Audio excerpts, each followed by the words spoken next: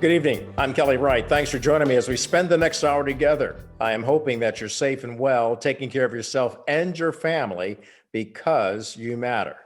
My opening observations tonight, we're going through a very difficult time in our country as it pertains to the politics, the racial division, and of course, this messy and ugly, deadly disease known as COVID-19.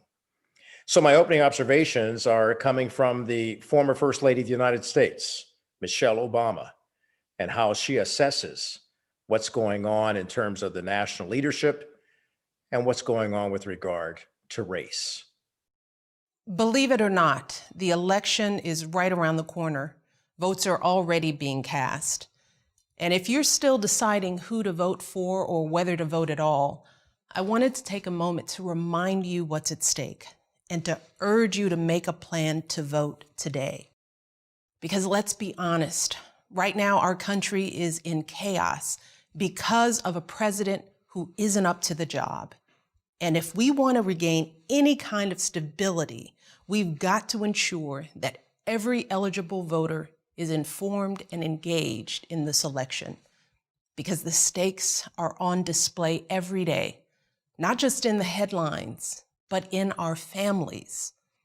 If you're a parent like me, you're feeling the consequences of this president's failure to take this pandemic seriously, from his constant downplaying of the importance of masks and social distancing, to his relentless pressure on schools to open without offering a clear plan or meaningful support to keep students and teachers safe. Look, our daughters are in college now, and luckily they're taking classes from home this semester. But in just a few weeks since schools have resumed, many of their friends who returned to campus have either tested positive or are living with someone who has. But let's be very real. America is divided right now, and a lot of people are being sold lies from those who want to get rich or stay in power, or sometimes both. And as I've said before, we must all empathize with those who might not look like us or vote like us. We have got to put ourselves in one another's shoes. Look, think about it. You've worked hard all your life, and for too long you've watched the rich get richer. You've lost your farms and your livelihoods to corporate greed. You've seen your beloved towns shattered by joblessness. You've watched families destroyed by drug addiction and mental health challenges. All of this long before this virus hit. And it is frustrating to hear some folks say that you've been the beneficiary of privilege, that the color of your skin gives you a head start. That is the reality for far too many hard-working, decent Americans. But right now, the president and his allies are trying to tap into that frustration and distract from his breathtaking failures by giving folks someone to blame other than them. They're stoking fears about Black and brown Americans, lying about how minorities will destroy the suburbs, whipping up violence and intimidation, and they're pinning it all on what's been an overwhelmingly peaceful movement for racial solidarity. It's true. Research backs it up. Only a tiny fraction of demonstrations have had any violence at all. So what the president is doing is once again patently false. It's morally wrong. And yes, it is racist. And so those are the words from former First Lady Michelle Obama. To weigh in on this is political commentator, Dr. Avis Jones, an author who talks about Black women and the exceptionality that they have in leadership. And certainly Michelle Obama fits right into that category, wouldn't she, Avis? She absolutely does. In every way that you can imagine, she's the epitome of Black women's leadership and an icon for the world to adore. And just love to see her standing up and at this moment leading, as she is very well capable of. You know, her message was very pointed to the president, the current president. And her message was very engaging and inviting to all Americans to think about the future of this country. To that end, will she be criticized for doing this, or will she be, uh, lifted up and applauded by many people who support her intentions? Well, of course, in a moment like this, where the nation is so divided and so full of, quite frankly, hate and vitriol, and people feeling comfortable with expressing their hate and vitriol, she will face some criticism. I think it's impossible in this moment for anyone to do anything that will go without any criticism from anybody. But the beautiful thing is, she said what needed to be said, and she was truthful. And I believe overall, the majority of Americans will appreciate her honesty, the reasonable nature of her argument, her ability to speak to them as if they're adults that are sentient beings, and not disrespecting or undermining their ability to think logically, like unfortunately we've almost become used to over the past several years. And she's a person who I think most people can recognize as almost someone they have in their circle. I mean, I think everybody has someone, or hopefully everyone has someone in their circle who is like the reasonable one, the one that keeps the families together, the one, though, that steps up in times of crisis and speaks the hard truths. And to me, that's the persona that Michelle Obama is taking right now at this moment for the nation. And I tell you, it couldn't be a more needed moment. So I'm so happy to see her go out there and produce this closing argument, because quite frankly, we need every help that we can get to ensure that we bring this home on November 3rd. And tell me what you think about what the president did yesterday when he arrived home to the White House from the Walter Reed Medical Center in Bethesda. I mean, the helicopter landing in such a grand fashion, the photo op again, the walking up the stairs. What do you think Americans were actually thinking? This is ridiculous. This is reckless. This is dangerous. This was a clear publicity stunt. I didn't know if I was watching something that really was occurred, actually occurring in this country, or if this was some sort of movie, or if this was some sort of video footage of some dictator that was arriving on their balcony to basically throw bread at the masses. It was absolutely ridiculous. And that at a moment in which we have over 211,000 families across this nation mourning the loss of someone that they love, a life that cannot be replaced, you in essence have someone dancing on their graves by grandstanding in the way that he did, and then ultimately insinuating that for those of that who did lose their lives, it was their fault because they were not strong enough, they were not determined enough, they weren't dominant enough. It is a clearly moment that reeks of arrogance, that reeks of narcissism, and that reeks of a base incapability when it comes to being able to lead this nation out of the dire crisis that we face right now. He is not the man for this moment. In fact, he is precisely the person that would lead to hundreds of thousands of more deaths if we were to be unfortunate enough to have him elected for 4 more years. We'll be back with more after this.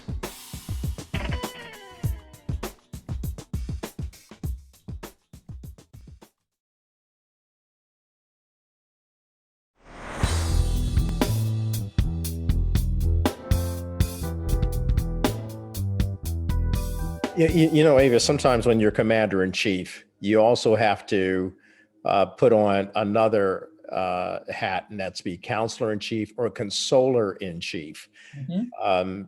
And we've not seen that, for him to tweet about COVID, that it's it's just and not tweet about COVID in a way of saying, this is serious, everybody let's mask up and COVID down. It just seems like it was more of the insensitivity and lack of empathy that people have been hungry for to hear from this president and from leadership in this nation as it pertains to dealing with a deadly virus that has hit so many people, especially Black and brown people and red people, people of color. Absolutely. I mean, the statistics specifically with Black people, 1 out of every 1,000 Black person in America has been struck with COVID. The latest statistics that I've seen show we are 3 times more likely to die of this than our white counterparts. This is literally killing people, ripping apart families all across this nation. And he is completely incapable of being that consoler in chief that this nation needs right now. He is completely incapable of demonstrating 1 ounce of empathy for the suffering that's going on across this country. Because let me just tell you, dying from this disease is one thing, but there are also individuals who are suffering through it right now and continue to suffer through it for weeks and for months after they've gone through the most critical periods. This is not an easy thing to trudge through. And let me lastly say, I often have spoken about Trump as as someone who is completely pathological, someone who cannot feel empathy, that there might be something going on with him. Now, I'm not a psychologist or a psychiatrist, but I have to say, when I just read the definitions of what these things mean, it seems to me he's more than a psychopath. He goes beyond this ability of not being able to feel empathy. It's almost as if he enjoys inflicting pain on people. Because when I think about not just what he has been tweeting recently around this. When I think of the fact that when we were in the midst of fighting the first wave of this, he was going around tweeting, liberate Virginia, liberate Michigan, liberate all these people, in essence, egging on his followers to not wear masks, to defy the orders that their governors had put on those states in order to save the lives of their citizens. And when you juxtapose that against the fact that we now know because of the Woodward book that he knew from the very beginning that this disease is 5 times more deadly than than the flu. He knew from the beginning that this was in fact a deadly disease. He knew from the beginning that it was airborne. He knew from the beginning that young people could die of it too. Yet he still went out and for months over and over and over again called it a Democratic hoax. He over and over again said it's nothing but the flu. He over and over again are encouraging schools right now to put children in harm's way. It makes me think it's more than that he lacks empathy. It's that apparently he enjoys seeing people suffer. And it has led to a situation now where we are the worst in the world when it comes to fatalities as it relates to COVID. And quite frankly, he does not give a damn about the lives of the people that he is charged to lead. We cannot afford, we literally cannot live through 4 more years of a Donald Trump administration. Dr. Avis Jones, the Weaver, weighing in about the political aspects of this, as well as just the sheer tone of what's coming out of the president. I can't even say the White House right now because the White House is embroiled in dealing with the COVID-19 pandemic that it now has to deal with itself. Mhm. There's just so many layers to this, and at a time that the country really needs a clear voice of reason, we're not getting it from the highest office in the land. Uh, Vote, people. Vote your conscience. We're not telling you who to vote for, but we are telling you you need to vote. Absolutely. Avis Jones the Weaver, Dr. Avis Jones the Weaver, thank you. Appreciate you. Thank you so much. Appreciate having you. All right. Coming up, we'll talk to a doctor about this situation next.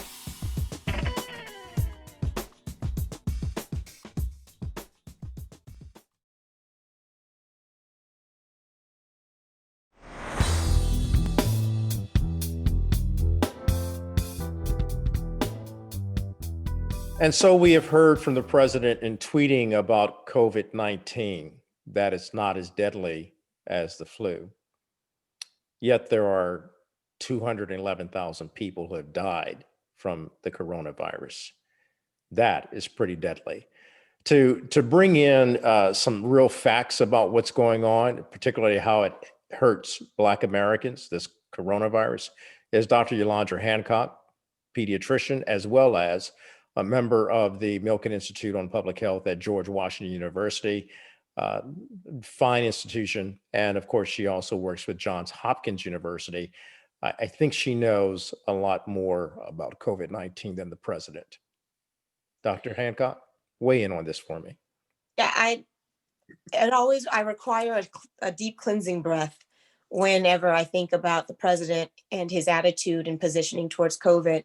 When anyone says, I mean, even himself, he said in a recording that this was clearly more deadly than influenza. The highest number of deaths that we have from influenza within a 12-month period of time caps out at around 60,000. This is based on CDC reporting, based on institutions across the country. Within a 12-month period of time, at most, we will lose 60,000 people from influenza.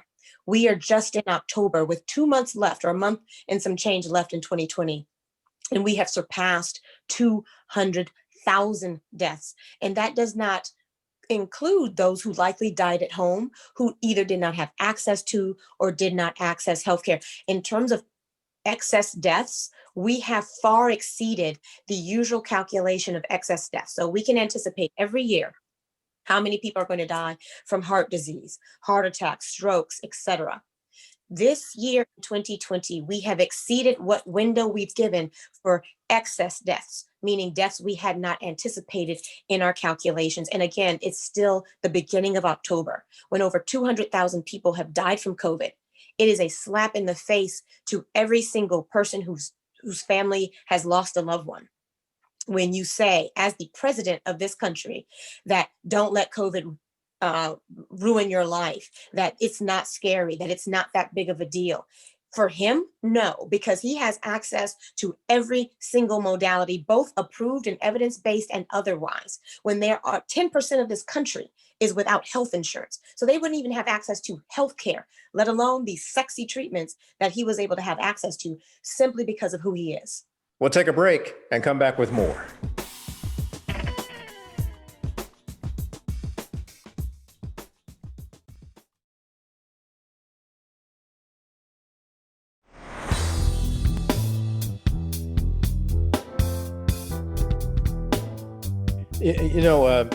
As all this happens, the White House seems to be a hot spot right now for COVID-19. What should they be doing there, and contact tracing? Are they doing it properly? They've not done any of this properly. Had they done things properly, they wouldn't be super spreaders. Forever, I think President Trump should be known as a super spreader. I think that should be his label, because he facilitated the super spread of COVID. The White House is now identified as a super spread location, meaning that perhaps one person who was there with COVID-19, it could have been him, who knows, because none of his administration wears a mask. What we do know is that they have put forth attempts to not put in place the contact tracing systems necessary to be able to truly demonstrate how far spread this infection has taken place in the White House. And they don't want to know, because if we knew as the American people, it further demonstrates how irresponsible and just ridiculous his and his administration's response has been to COVID-19. They're not going to let us know truly how many people were infected. The only blessing in this is that it delayed the Supreme Court nomination.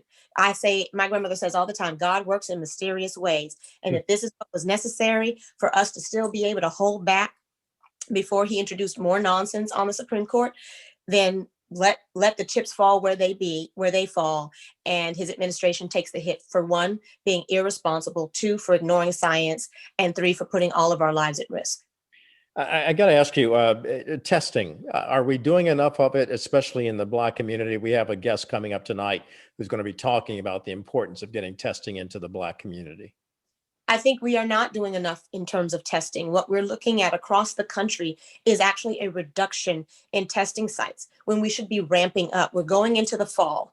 It's going to be cold. People are going inside. We're going towards the holidays. More families, because everyone's guard has been put down a little bit, because death has been significant, but the death rate has actually come down from when we were in April at around 6, close to 7%. We're now down to about 3% of those coming down with COVID-19 dying. So people feel a little bit more comfortable in what we're seeing, but they should not be comfortable, because when it gets cold and people come inside and they start hanging around their family members, we're going to see our numbers increase. And we still don't know the seasonality of COVID, right? We know the seasonality of influenza. Influenza usually comes in around September, leaves us around March. COVID-19 is still a new virus. We don't know how it will behave going into the fall. And for all of those reasons, we should be able to test and make sure we know what our risk is. We should have systems in place for African Americans, for Latinx communities, and for Native Americans to be able to get tested regardless of insurance status. They should have the same access that the president does. What many people find so heartbreaking about this and disheartening is the fact that he continues to politicize this rather than, actually motivate people to get out and do the proper testing, to have a national plan that's effective. If Right. it was effective, he would not have come down with COVID himself or the members of his team at the White House. Absolutely. This was a perfect opportunity for him to make a slight pivot and say, hey guys, I've had COVID. My wife has COVID. People close to me have it. I need us to take this seriously because I didn't wear mask. Like, just fall on your sword. I didn't wear a mask. I didn't follow public health guidelines. My own administration has recommended social distancing, avoiding crowds, and wearing a mask. I didn't do any of those three, but that's not in him. It's not in his core. It's not in his DNA to do that. So I did not expect it. I did not expect it. And so what I need the American people to remember is that he couldn't do that. It's impossible for him to do that. And if you cannot come into this space with humility, then we know what we need to do come November 3rd. And what should Americans do right now to safeguard themselves from COVID? They need to practice public health measures, wear your mask, avoid crowds, make sure you continue to practice social distancing of at least 6 feet, and maintain good health. If you have diabetes, high blood pressure, dealing with obesity, connect with someone if you're struggling to help you maximize your health. And then the last thing is boosting your immune system, getting in your 3 to 5 fruits and veggies every day. Monitor how much sugar you're consuming so you don't overconsume. Make sure you're getting enough sleep, and as much as you can in these trying times, maintain your stress level. Yeah, maintain your stress level. That seems to be the operative word. Woosah. Pray, Ah, do something to keep it going. Dr. Yolanda Hancock, as always, it's good of you to join us and have your insight and your sound medical advice. I only hope that people will listen. Thank you.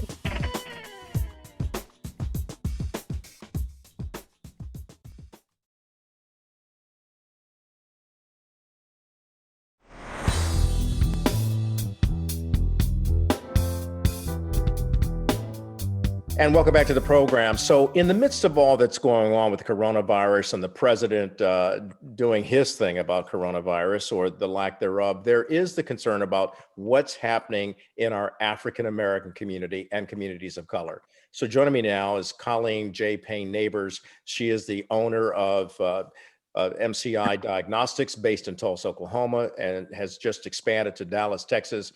And Colleen, you are directly involved in testing, and testing is so important as we try to mitigate the spread of this virus, and yet it is out of control, it would seem. Absolutely. We have been on the forefront of all of the testing since almost inception, which when the nation started to test in March. MCI has been there. We've deployed in a number of states.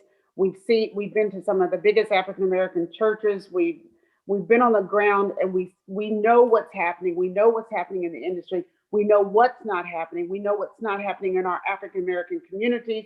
We know that we're not getting tested. And so we are trying to form a national coalition for us to be save our lives, because, one of the things that we're seeing, and especially with us being on the ground, is that our communities are not having drive-throughs. Our communities are not having services that are being rendered. You look at no matter what community you live in, even in the state of Oklahoma, where I am, we are not being deployed. There are no testing modules in our communities. So how exactly do you save the entire country if you do not test us? So So Colleen, what do we need to do in order to test us, for us, and by us? So, you know what, Kelly, the best thing that I've seen is that we are an African American laboratory, and it's a level of trust in the African American community. But the biggest issue that we need is we need our leaders, whomever those are, because we're getting ready to go into probably the worst season that we could ever imagine.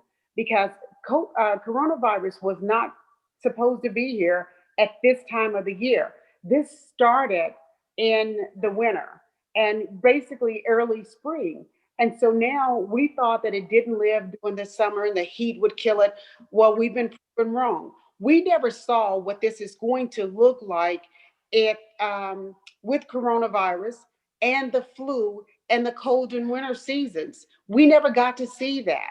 So we need to bulk up, and we need to rally, and we need to provide the competent people that can support MCI.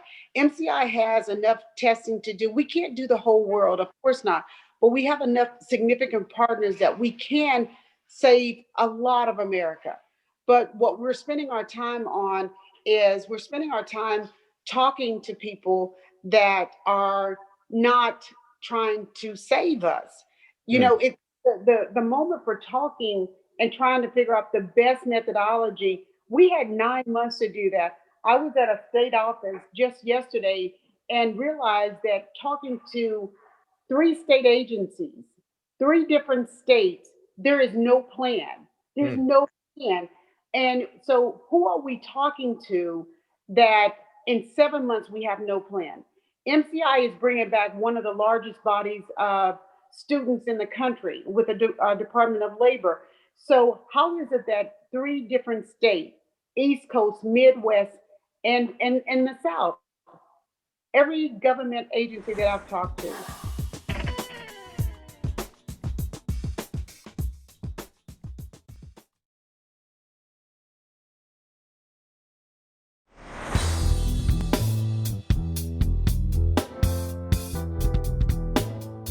Colleen, this is so important. What can we do to help you uh, start a national plan for Black America, and for that matter, all America? But the testing has to be done. And to your point, there is a problem because we're getting mixed messages out of the White House. Look at what just happened.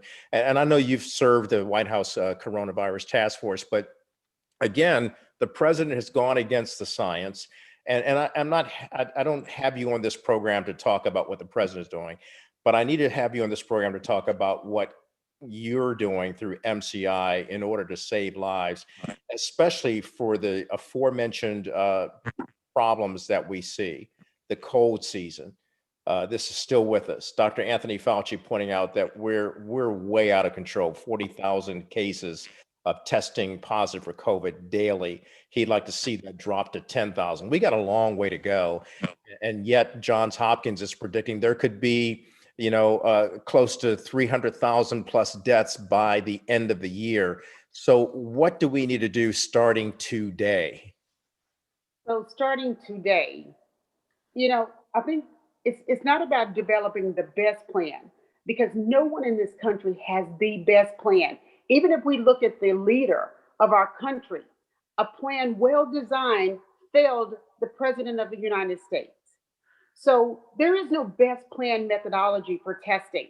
It is to get the testing done, identify those that have antibodies. That I don't know that we've had 2 known cases in the U.S.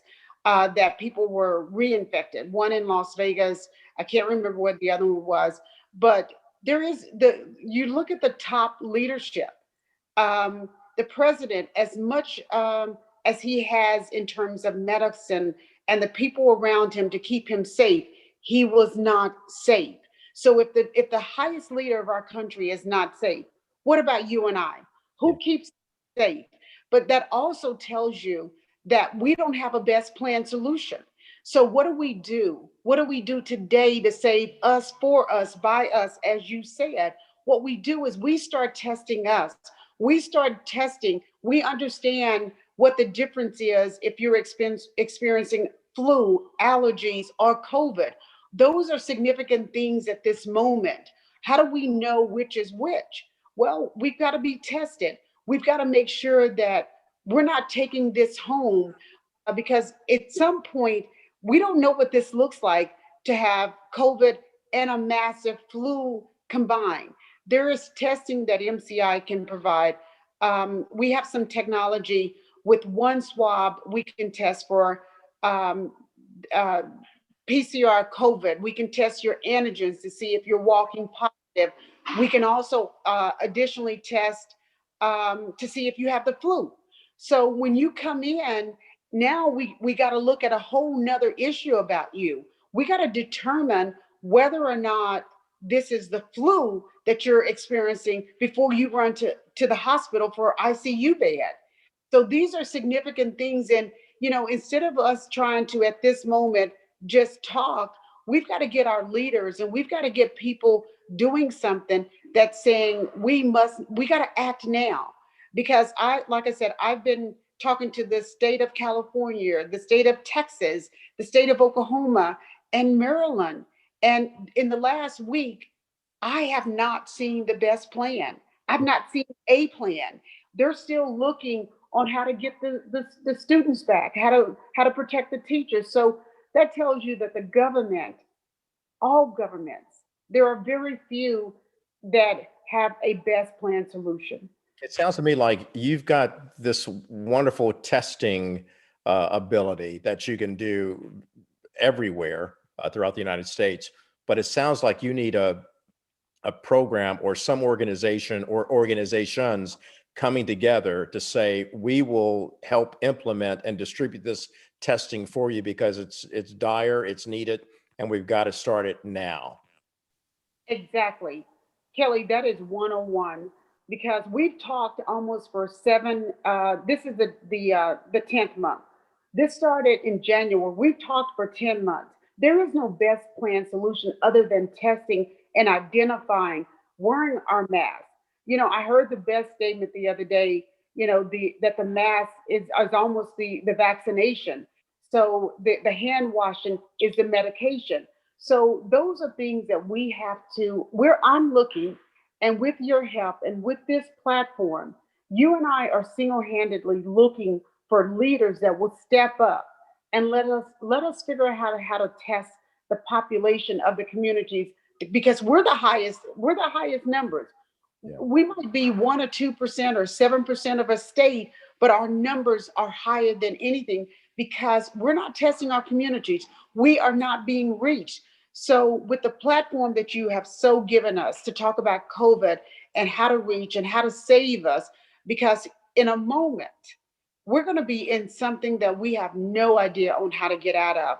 And so the best time is to start now, rallying our leaders and say, I am an African American lab. I look like you. I see like you. My thoughts are like you, and I can save you. I have a lot of equipment that we can do multitudes of tests because the big companies, the LabCorp and Quest want our money, but they're not coming to our defense. They're not coming to help us. So we are here. We've spent millions of dollars rallying this summer on trying to save the African American population. And I mean, I'm saving everyone. So it's not just a color, but what Right. I mean is that we are the least saved because no testing is hitting our communities. So Kelly, I am pleading, and I thank you for giving me the platform to say we need our leaders to step up. Get in touch with Kelly because Kelly can get in touch with me, and Kelly and I are working together on a strategy for saving our highest and most vulnerable, which is the African American community.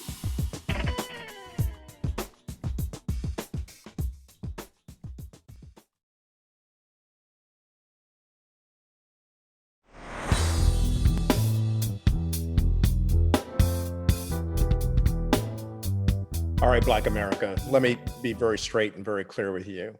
This is a woman who is at the top of her profession, providing diagnostic testing that is so critical in our community. I'm urging each and every one of you to stop, look, and listen to how you can help people in your own community, through your church, through your neighborhood organization, through this network, the Black News Channel. Just reach out and start helping people. Get in touch with MCI Diagnostic. And Colleen, how can we get in touch with you? So our main number is 918-744-1001. I will give my personal email. My personal email is cpayne, C-P-A-Y-N-E, at MCI Diagnostics, DIAGNOSTICS.com. And we're going to call this the Kelly Wright Initiative. So when you call or you email me, if you put that in your subject line, or if you put that in the phone call, then today when I get to my office, we will sign a special liaison just to take those calls so that we can connect and so that no call will be unanswered. And so we're going to call this once again the Kelly Wright and MCI Initiative, because it is Kelly that has given us a platform to reach everyone in the country. Because if we don't start now, when flu season is upon us, we are going to not be able to weather this. And it's better to, we're already late. We're late to come into the game. So if you call my office or you send me an email, if you put that or use that title in the heading or in the phone when someone answers your call, then we will expedite this call. And then Kelly and I will go to the next level as to how we create this network and build this network to save us, for us, by us. We're definitely, we have to do this. And when you call or email Colleen at MCI Diagnostics, don't call out of a personal issue about just taking care of onesies and twosies. No, call about taking care of an entire community. We have to bring this testing into the heart of the Black community. That means in the hood, to do some good for everybody so that we can learn who's testing positive, who's walking around positive, asymptomatic. It's important that this testing gets done. Am I right, Colleen?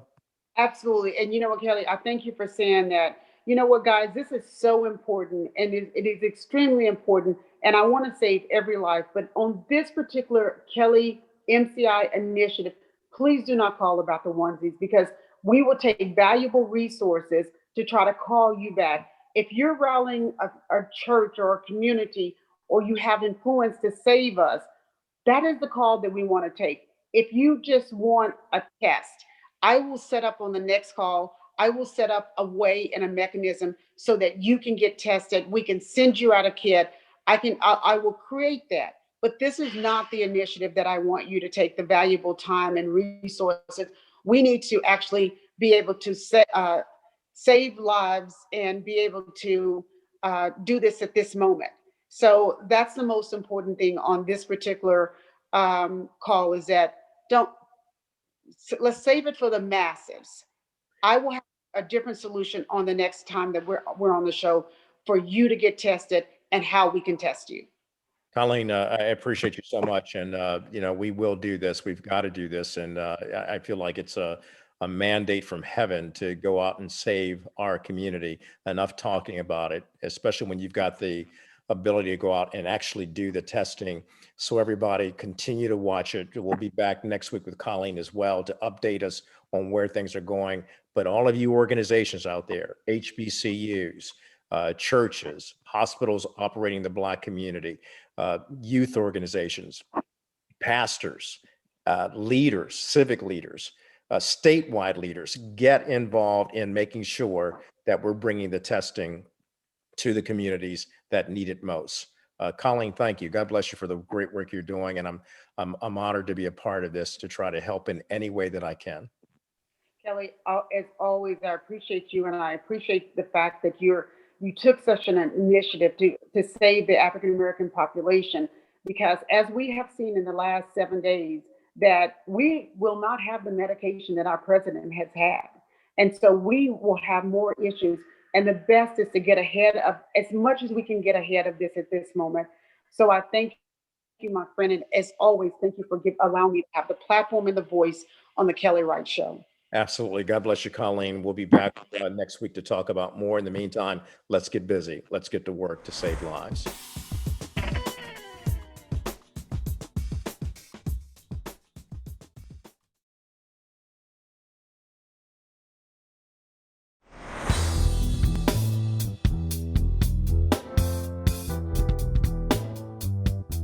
And welcome back. I want to thank all of the guests who appeared on tonight's program. I especially want to thank each and every one of you for watching. I appreciate you. As we close tonight, my final word is this: let us keep each other righted, ignited, and united to not give in to fear, but exercise and practice faith, hope, love, freedom, and peace. We need it. Good night.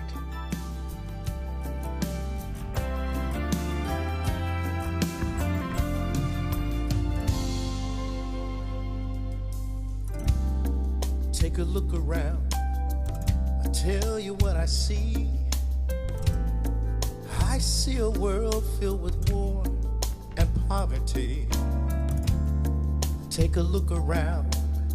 I'll tell you what I see. I see a world filled with pain and misery. Take a look around. I'll tell you what I see.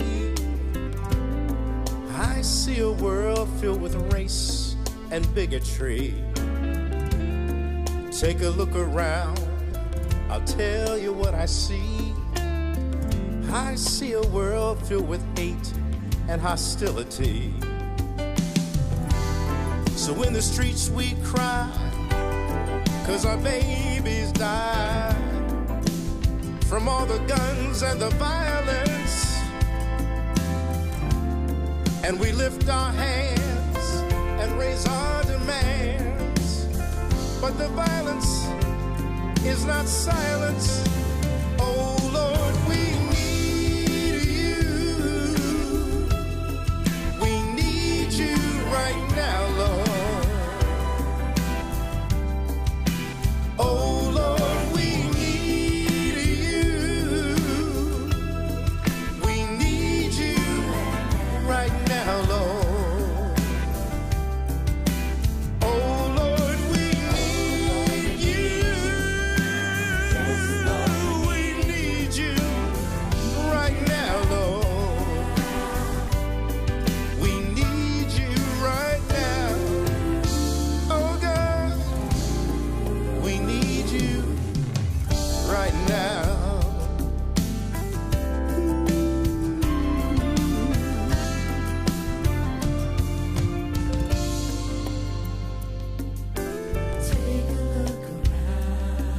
I'll tell you what I see.